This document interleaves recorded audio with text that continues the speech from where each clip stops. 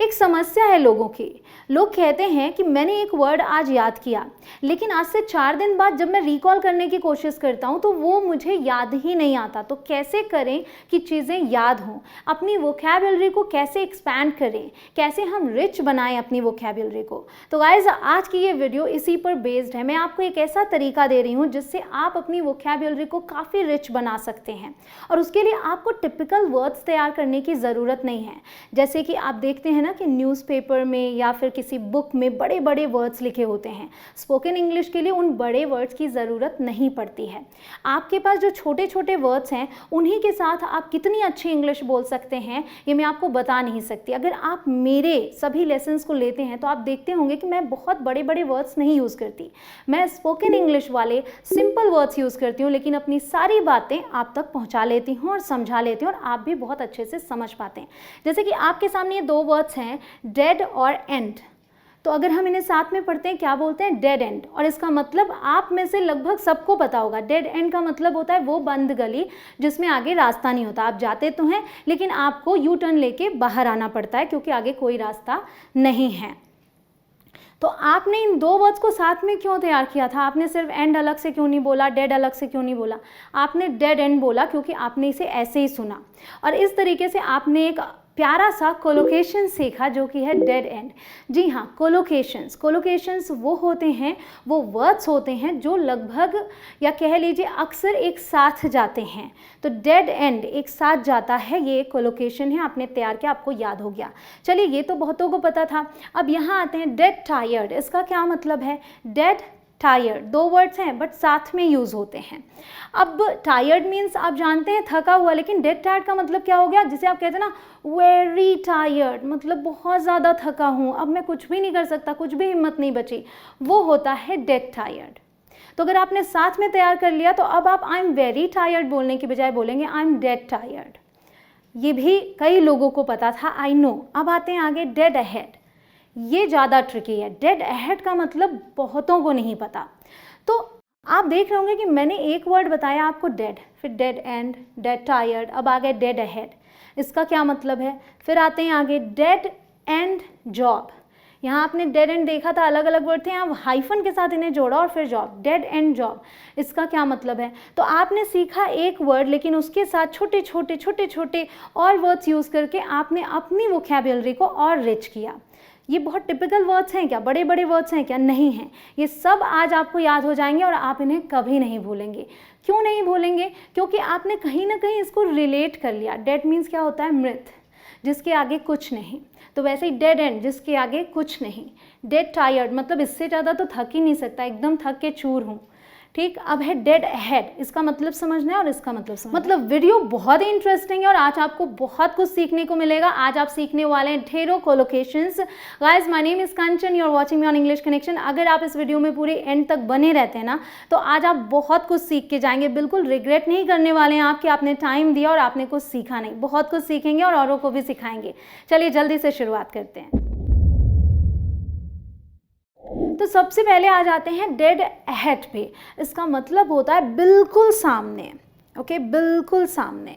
So straight ahead जिसे आप बोलते हैं उसको आप डेड अहेड भी बोल सकते हैं। तो अब आपकी वोकैबुलरी में एक और चीज़ ऐड हो गई। आप स्ट्रेट अहेड तो बोलते थे, अब आप डेड अहेड भी बोल सकते हैं। तो एग्जाम्पल में देखिए यूज़ कैसे करेंगे। यू आर ऑलमोस्ट देयर, आप लगभग पहुंच गए हैं, वहीं हैं। The park is dead ahead, park ठीक सामने है, बिल्कुल सामने है जहां आप हैं। है ना इंटरेस्टिंग? चलिए आगे बढ़ते हैं। डेड एंड मैंने आपको बताया, बंद गली, a street or road that affords no exit, exit नहीं होता। So it was a dead end. आप बोलते हो कि एक बंद गली थी। So I had to do a U turn to get out, तो मुझे यू टर्न लेना पड़ा वहाँ से बाहर निकलने के लिए।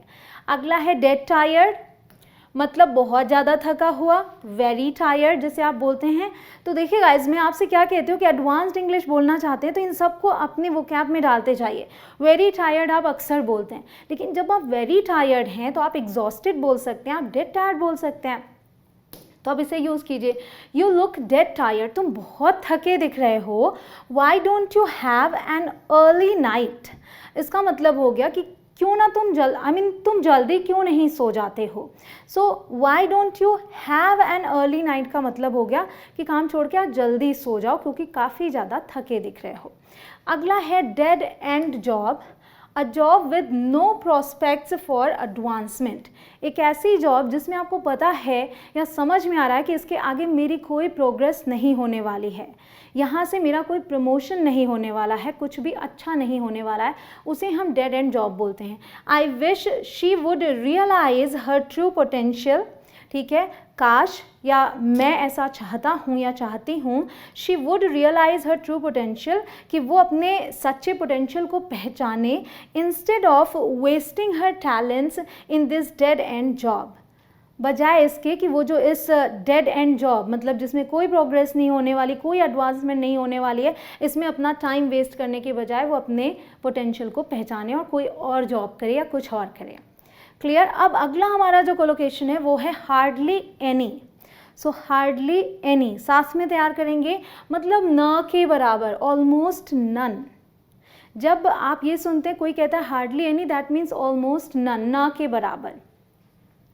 There is hardly any food left, मतलब न के बराबर, मुश्किल से थोड़ा सा खाना बचा है या बचा ही नहीं, न के बराबर है बिल्कुल, जिससे पेट ना भरे। So we'd better eat out today, तो हमें आज बाहर खाना चाहिए। अगला है हार्डली एवर। हार्डली एक नेगेटिव वर्ड है, कह सकते हैं, इसका मतलब होता है कि मुश्किल से थोड़ा सा या कभी, जैसे कि आप देख रहे हैं। सो हार्डली एवर जुड़ गया तो शायद ही कभी, शायद ही कभी, मतलब बहुत विरले जिसे कहते हैं कि कभी कभार किया कोई चीज़। सो ऑलमोस्ट नेवर, मतलब देखिएगा ऑलमोस्ट नेवर, लगभग कभी नहीं। Meera works nearly every day, Meera लगभग हर दिन काम करती है। She hardly ever has a day off, वो मुश्किल से ही कभी एक आध दिन की छुट्टी लेती है, मुश्किल से ही कभी, लगभग ना के बराबर, ऑलमोस्ट नेवर, मतलब वो लेती ही नहीं छुट्टी, इसलिए शायद कभी तबीयत खराब हुई हो, एक आध लिया हो तो बोल दिया हार्डली एवर। गाइस, अगर आपको ये वीडियो पसंद आ रही हो तो इसे लाइक करना बिल्कुल ना भूलें। अगर आप चैनल पर नए हो, पहली बार विजिट कर रहे हैं, अभी तक सब्सक्राइब नहीं किया, तो फिर नीचे रेड कलर का बटन आ रहा होगा, उसे क्लिक करके सब्सक्राइब करें। उसके बाद आने वाले बेल आइकॉन को प्रेस करना बिल्कुल मत भूलिएगा, तभी आप तक मेरी अपकमिंग वीडियोज़ की, मतलब मेरी आने वाली वीडियोज़ की नोटिफिकेशंस पहुँचेंगी। ऑलराइट, अगला है हार्डली लाइकली। देखिए ये सब तैयार कीजिए, बहुत इंटरेस्टिंग है। हार्डली लाइकली बोला, बहुत ही कम संभावना होना, बहुत ही कम संभावना होना। लाइकली हम यूज़ करते हैं संभावित चीज़ों के लिए, अनलाइकली मतलब जिसकी संभावना ना हो। सो बहुत ही कम संभावना होना, हार्डली लाइकली। वेरी अनलाइकली और very improbable. She still smokes, वो अभी भी धूम्रपान करती है। So living to be 100 is hardly likely, तो 100 साल जीना बहुत मुश्किल है, लगभग असंभव है। ठीक, उसकी संभावना नहीं है क्योंकि वो स्मोक करती है, तो 100 साल कैसे जी सकती है, ये सेंस है। नेक्स्ट, हार्ड टू बिलीव, मतलब विश्वास करना मुश्किल होना। तो जैसे कहते हैं ना, इट्स हार्ड टू बिलीव, मतलब विश्वास करना मुश्किल है, difficult to believe. It's hard to believe that anyone could learn English in a week. विश्वास करना मुश्किल है कि कोई भी अंग्रेजी एक हफ्ते में सीख सकता है, ये तो लगभग इम्पॉसिबल है कि एक हफ्ते में कोई इंग्लिश सीख जाए, तो इसलिए it's hard to believe. Next, hard to tell, मतलब बताना मुश्किल होना। देखिएगा यहाँ डिफ़िकल्ट टू नो और डिड्यूस समथिंग, ऑलराइट, तो हार्ड टू टेल, बता नहीं सकता, जो देखा वो इतना क्लियर नहीं था इसलिए मैं बता नहीं सकता, कुछ ऐसा सेंस आएगा। इट वॉज डार्क, अंधेरा था, so it was hard to tell what colour the bike was, मतलब अंधेरा था तो ये बताना मुश्किल है, ये कहना मुश्किल है कि बाइक का कलर क्या था क्योंकि अच्छे से दिखा नहीं।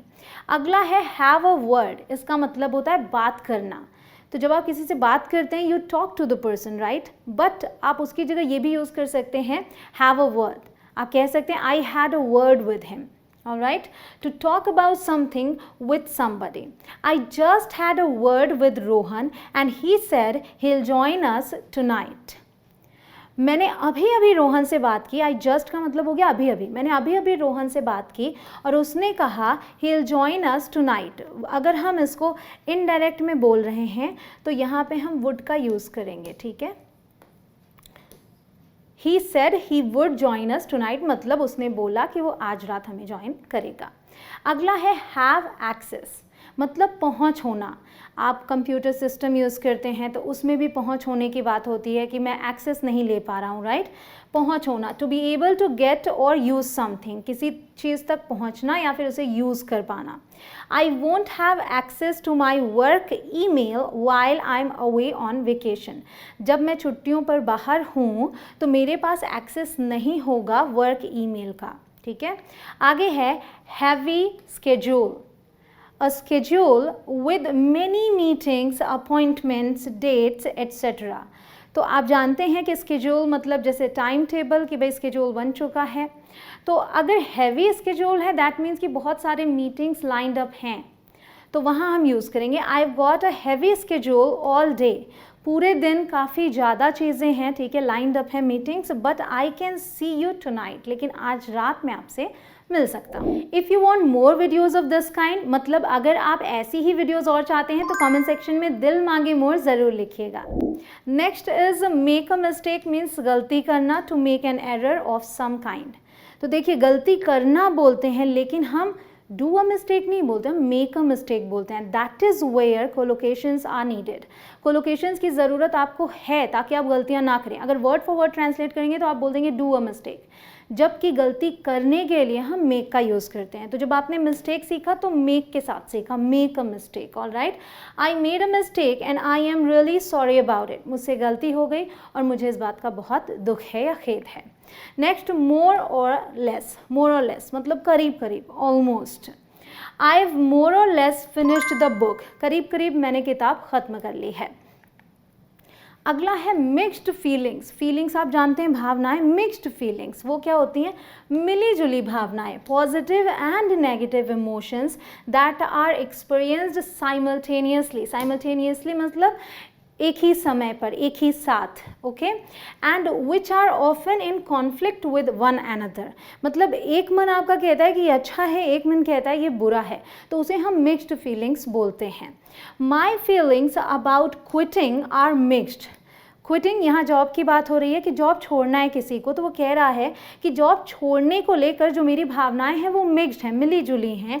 आई लव माई जॉब, मुझे मेरी जॉब बहुत पसंद है, but I really want to start my own business, लेकिन मैं बहुत ज़्यादा चाहता हूँ कि मैं अपना बिजनेस स्टार्ट करूँ। तो देखिए दोनों भावनाएं, उन्हें क्विट इसलिए करना है कि वो अपना बिजनेस स्टार्ट कर सके, लेकिन वो अपनी जॉब को प्यार भी बहुत करते हैं, इसलिए यहाँ मिक्स्ड फीलिंग्स हैं।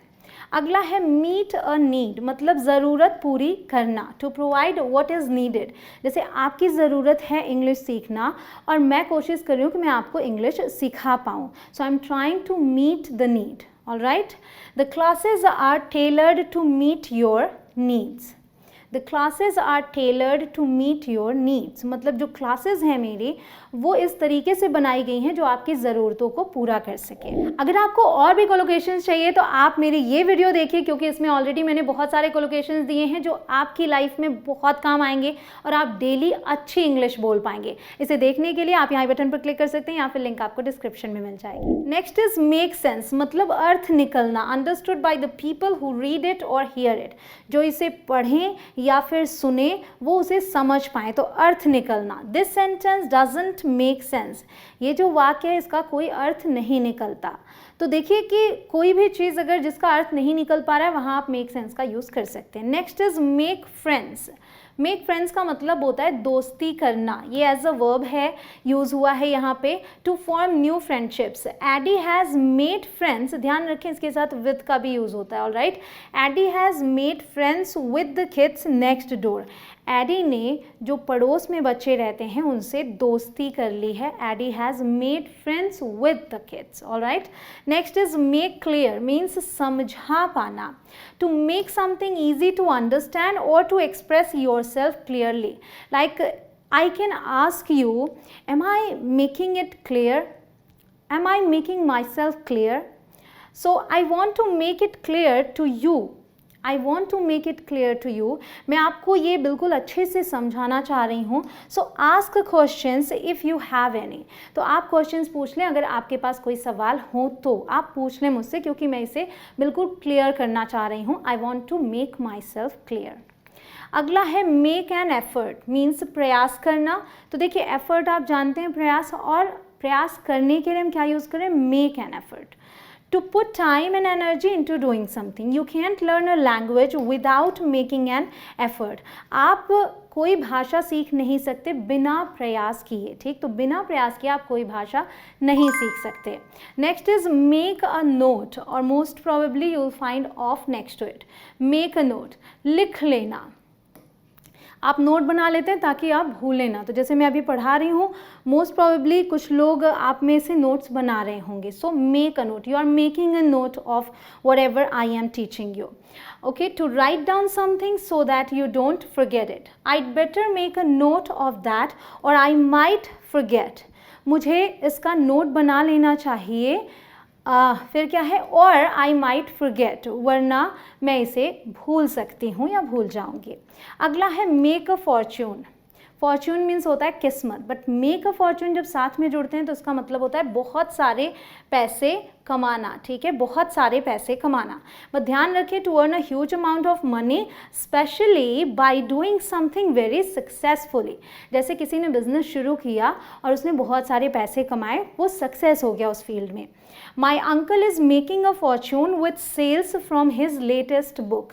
मेरे जो अंकल हैं वो बहुत पैसे कमा रहे हैं with sales from his latest book, जो उनकी लेटेस्ट बुक आई है उसकी सेल्स से। ऑलराइट, काफ़ी अच्छी बिक रही है वो। आई होप कि आपको क्लास पसंद आई हो। आप बस जल्दी से इस वीडियो को शेयर कर दीजिए अपने सभी फ्रेंड्स के साथ, ताकि वो भी सीख सकें और मैं उनकी भी मदद कर पाऊँ। मिलती हूँ आपसे अगले लेसन में।